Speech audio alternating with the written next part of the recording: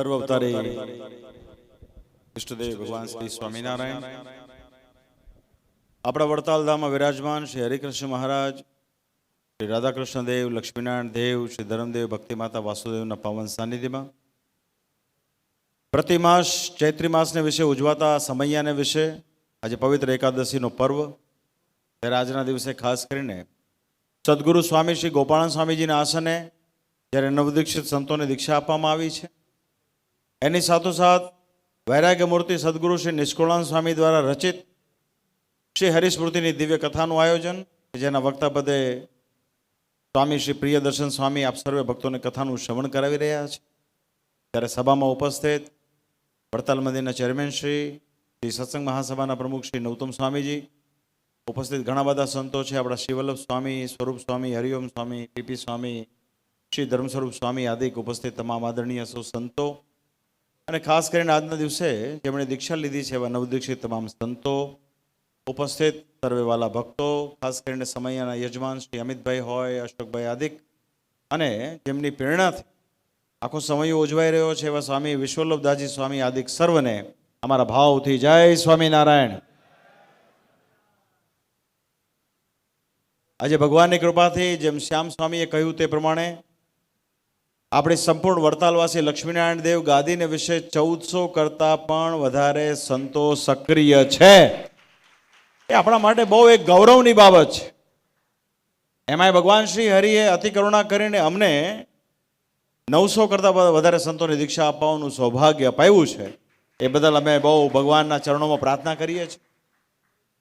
ખાસ આપણો પ્રતિવર્ષ ચૈત્રી સમયો ઉજવાય છે. શ્રીજી મહારાજની આજ્ઞા છે કે અમારા આશ્રિતોએ દૂર દેશાંતરોથી પ્રતિવર્ષ ચૈત્રી અને કાર્તિકી 2 સમૈયા માણવા માટે વડતાલને વિશે આવવું. તે પ્રમાણે આપ સૌ ભક્તજનો અહીંયા આવ્યા છો. અહીંયા દર વર્ષે ચૈત્રમાં કથાનું આયોજન થતું હોય છે. આજે પુરાણી સ્વામી શ્રી હરિવલ્લભદાસજી સ્વામી અને વિદ્વાન શાસ્ત્રી સ્વામી શ્રી હરિચરણદાસજી સ્વામી ની સ્મૃતિ અને એમની કૃપાથી એમના હેતપ્રીતવાળા ભક્તો દ્વારા આ સમૈયાનું આયોજન કરવામાં આવ્યું છે. માટે અમે શ્રી વિશ્વલ્લભ સ્વામીજીને ખૂબ ખૂબ ધન્યવાદ આપીએ છીએ. સ્વામીજી કાયમ વડતાલને વિશે બહુ નિષ્ઠાપૂર્વક એ કંજરી હાલોલના ભક્તો હોય, પીજના હોય, આજુબાજુના ગામોના ભક્તોને ખૂબ સત્સંગનું બળ આપતા હોય છે. ત્યારે આ પ્રસંગે અમારી ખૂબ ખૂબ શુભકામના છે. રહી વાત નવદીક્ષિત સંતોની, આ સંપ્રદાયની જે શોભા છે એ સંતો વડે કરીને ભગવાન સ્વામિનારાયણ પોતે સ્વયં આ ધરા ઉપર જીવાત્માના આત્યંતિક કલ્યાણ કરવાને વાસ્તે પોતે સંતના રૂપમાં પ્રગટ્યા. મહારાજ એનો અદ્ભુત મહિમા કયો છે. મહારાજ કે જ્યારે ભગવાન રાજા રૂપે આવે ત્યારે 39 લક્ષણે યુક્ત હોય, પણ જ્યારે ભગવાન સંતના રૂપમાં પ્રગટે છે ને ત્યારે 30 લક્ષણે યુક્ત હોય છે ને અતિશય અહિંસામય વર્તે છે. તો જે અહિંસા રૂપ જે ધર્મ છે તે જ મોક્ષ પરાયણ છે અને એ જ સાધુનો ધર્મ છે. માટે સાધુએ મન કર્મ વચને કરીને પણ કોઈનું ક્યારેય ભૂંડું ઈચ્છવું નહીં અને એનું વાંચવું પણ નહીં. એવી સાધુતા ગ્રહણ કરવી અને કોઈ વાતનો ક્યારેય અહંકાર રાખવો નહીં, ક્રોધ ક્યારેય કરવો નહીં, કેમ કે ક્રોધરૂપ જે પ્રકૃતિ છે તે તો દુષ્ટનો ધર્મ છે. જ્યારે સાધુનો ધર્મ એ અતિશય અહિંસામય છે, એ સર્વના દાસાનું દાસ થઈ સર્વનું ભલું ઈચ્છતા હોય. ત્યારે શ્રીજી મહારાજ કે કોઈ એમ કહે કે ભાઈ સાધુતા ગ્રહણ કરે, હજારો માણસોને નિયમમાં વર્તાવવા હોય તો કેમ બને? ત્યારે શ્રીજી મહારાજ કે રાજા યુધિષ્ઠિર હતા, હજારો ગામમાં એનું રાજ હતું, છતાં પણ એમણે સાધુતા રાખી. માટે સાધુતાથી રાખવી એનાથી મોટો કોઈ ધર્મ નથી, કેમ કે તીખા સ્વભાવવાળાની કોઈ ખોટ હોતી નથી સંસારમાં. શ્રીજી મહારાજ કે ભીમસેન જેવા ડારા દેનારા બહુ હોય, એને વારીએ ને તો પણ એ અમુક કર્યા વગર ન રહે. જ્યારે સાધુતા રાખવી એનાથી મોટી કોઈ બાબત. અને એની સાચી પરીક્ષા ક્યારે થાય ખબર? જ્યારે કળિયુગમાં બહુ કમઠાણ ઉત્પન્ન થાય ને ત્યારે એની સાચી પરીક્ષા થાય. આ જગતમાં એક એવો નિયમ છે કે જે સહન કરતા હોય ને જગત એને મૂર્ખ, નાદાન કહેતું હોય છે. પણ એટલું યાદ રાખવાનું કે આ સંપ્રદાયમાં જે સહન કરે છે ને એ જ ભગવાન સ્વામિનારાયણના રાજીપાનો અધિકારી. પણ આ વાત જલ્દી સમજાય એવી નથી, કારણ કે મહત્વાકાંક્ષા સૌની ઉપર હાવી છે. સૌને આજે કંઈક ને કંઈક કરવું હોય, એટલે માટે સાધુતાની જે વાત હોય છે ને એ ખાલી પુસ્તકની વાત હોય છે, પણ એને ચરિતાર્થ કર્યા સિવાય છૂટકો નથી. કેમ કે મોટેરા સંતોના ઉદાહરણો લઈ લઈને જ આપણે પ્રવચનો કરતા હોઈએ છીએ. હમણાં દેવ સ્વામીજીએ મોટા સંતોને જ યાદ કર્યા.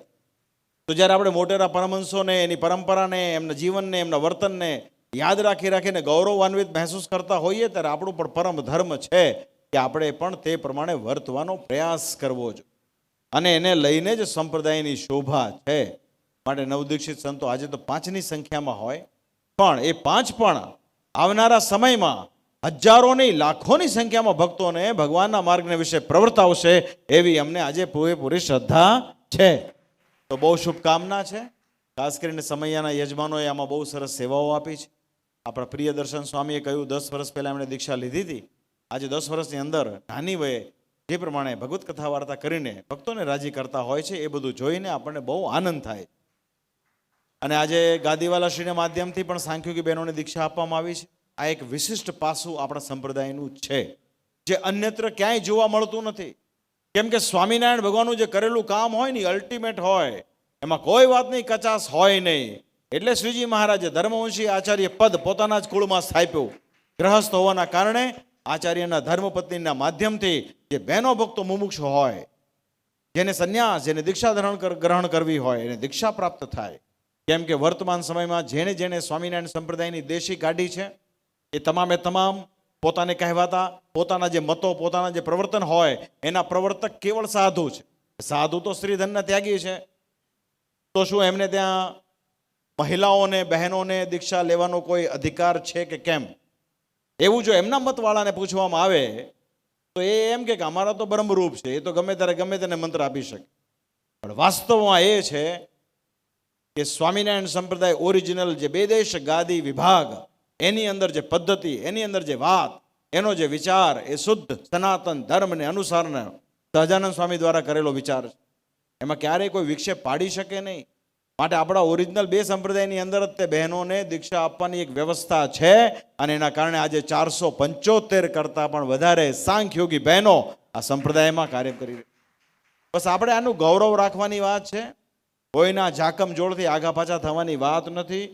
મૂળ સંપ્રદાયનો પક્ષ રાખવો, નિયમ નિશ્ચયને પક્ષ સાથે, અને મહારાજના વચન વિશે દ્રઢપણે વર્તવું. આટલું કરવાથી કદાચિત જીવનમાં આડું અવળું વર્તાઈ ગયું હશે, તો પણ જ્યારે અંતકાળ આવશે ને, તો અનંત કોટી બ્રહ્માંડનો ધણી પુરુષોત્તમ નારાયણ એ જીવાત્માને પોતાના ધામનું સુખ આપશે. આ વાત છે. તો અંતમાં અમારી સમયમાં ઉપસ્થિત તમામ ભક્તોને ખૂબ ભલામણ, ખૂબ ધન્યવાદ. ભગવાનની કૃપા સદૈવ આપણા ઉપર રહે, અને આપણા દ્વારા ખૂબ સારા સારા કાર્યો થાય, એવી મહારાજના ચરણમાં પ્રાર્થના સાથે વિરમું અસ્તુ. જય સ્વામિનારાયણ.